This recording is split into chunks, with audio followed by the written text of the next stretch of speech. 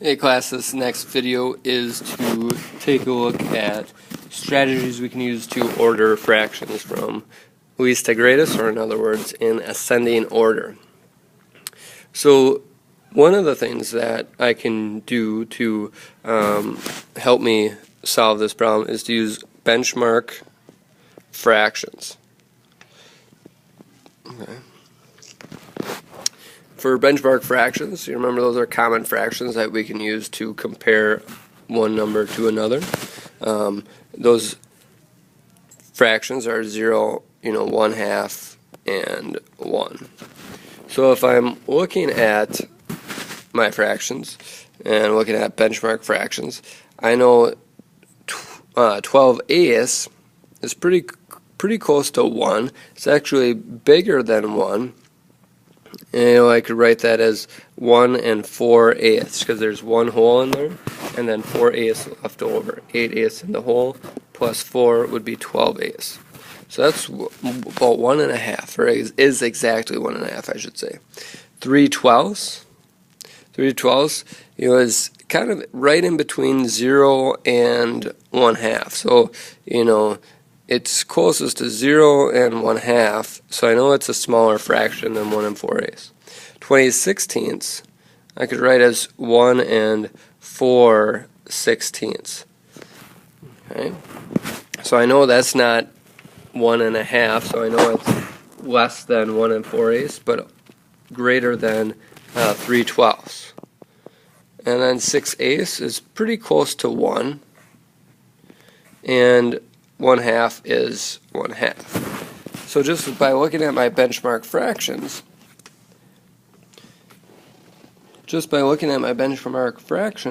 I can think to myself and help myself order these fractions.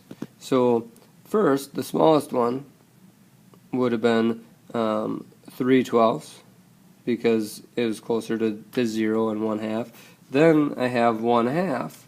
Be 2, and then 6/8 because it's close to 1, be 3, and then 1 4/16 would be 4, and last would be 1 4/8. So there I use my benchmark fractions to help me figure that out. Now another way I could do this is by using equivalent fractions. So we've talked about equivalent fractions before, and you've done other problems with equivalent fractions. So we've practiced this, and we should have some strategies. I even shared a video with 3 different strategies to find the simplest form of a fraction. So as I said before, 12/8 is equal to 1 4/8, or 1 1/2. 3/12 is equal to, if I divide both by 3/3, both the numerator and denominator by 3/3, it's equal to 1/4. And then 20/16 is equal to 1 4/16, which equals 1 1/4.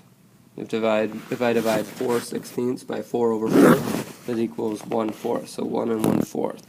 And then 6/8 is equal to 3/4, and 1/2 is equal to 1/2.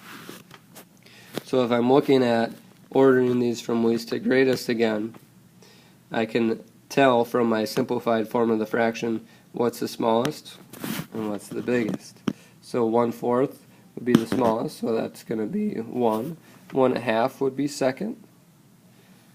3/4 would be next, and then we have our fractions that are more than 1. So 1 1/4 is smaller than 1 1/2, so 1 4/16 would be fourth, and then 1 4/8 would be fifth, the biggest fraction. All right. Anybody have? Or I should have said, if you have any questions about how to convert fractions, make sure you take a look at the other video that was posted on simplifying fractions. Thanks for watching.